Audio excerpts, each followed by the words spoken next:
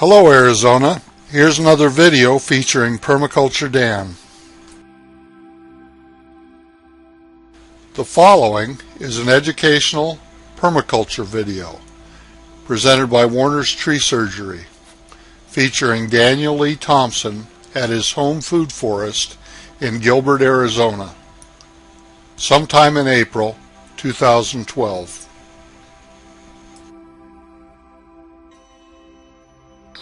Yeah, so, Mr. McDonald. Okay, we'll go back there. We're live.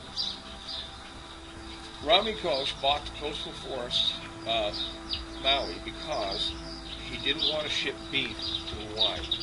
And because it rained every afternoon at 3:30, he says, by the way, I'll cut all the trees down and sell them to Japan at whopping profit.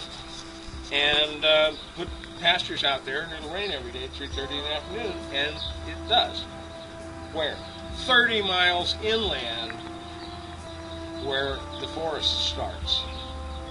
And then it backs up a little bit, but it doesn't back up enough to hit the edge of the island, which is turning into a desert, and it absolutely killed the Paradise Island offshore.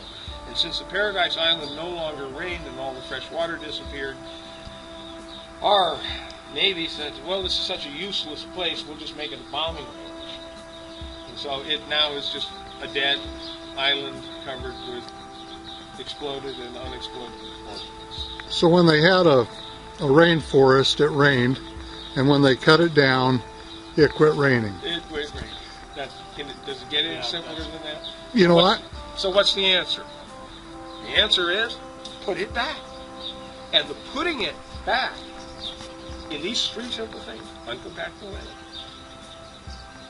pattern to catch the runoff, and the pioneer species. Why pioneer species? And what are pioneer species? Dandelions, weeds, the things that you call weeds, are God's recovery plants. Why? Because they'll live in the toughest environment you could possibly imagine. They'll sink roots, and they'll surrender themselves over and over again until some other fruitful thing takes their place, and they then no longer exist. So instead of X amount, kill them. Because anytime you try and kill this stuff with poison, all you're doing is killing yourself.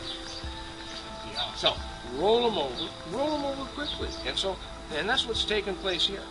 We have rolled this over. You're sitting in a food forest that 10 years ago was a flat lawn and is just as dead as that. So to get this straight then, the first thing you do is you have to recontour the land.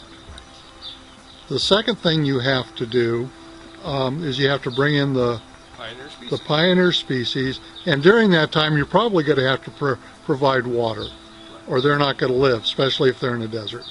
And then once that goes on for a while and your larger plants can populate, then the rains begin to come back. Right, and guess what happens?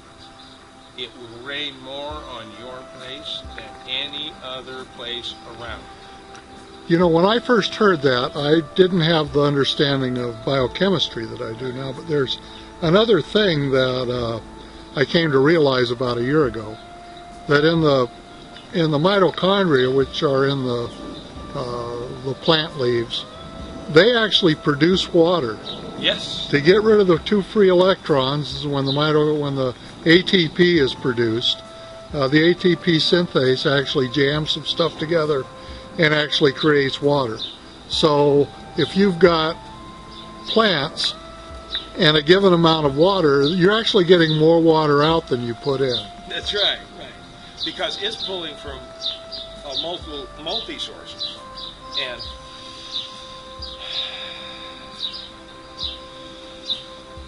now, do you think the fact that it's cooler has anything to do with bringing the rain? Yes, absolutely. Because, first of all, what's dew point? Dew point is the temperature at which water will coalesce and form. So what happens here is, if I see the clouds coming and they're building, because I run out and turn on all the sprinklers. Why? I will hit dew point faster than any place else around. The rocks, you got to overcome a whole bunch of heat off the rocks to get this. And I have uncountable stomata here that when I start doing this, and I'll actually take a hose with a sprayer, and I'll start spinning circles and shoot it high up as I can. And sometimes when the thunder and lightning are getting close, it tingles. You want to put it down and get away. Don't do that for a long time.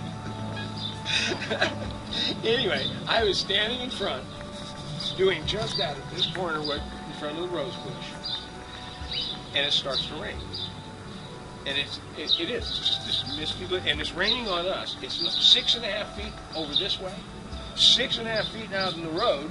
Only the sidewalk got wet, and only made this much of the street. And I'm standing in it, and I'm going, and I'm there for quite a while, and long enough to stop and put it down. And I went inside and got my mother. Mom, come out here and take a look. We're in the rain. And we were standing and walking in the rain here. And I said, but look across the street. Nothing's happening. Nothing's happening. In the yard next door, nothing's happening. And I actually then had time to go back in and get my brother, bring him out, and I stood him out here, and he went, what? What's that? And I said, Keith, don't you see what's happening? Yeah, it's raining, so what?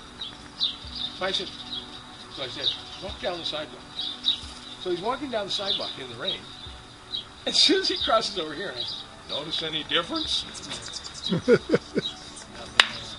It was not raining. He goes, wow, what? How'd you do that?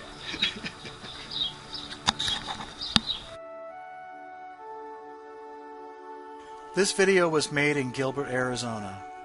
The person talking is Dan Thompson. Dan can be reached at 480-688-3335.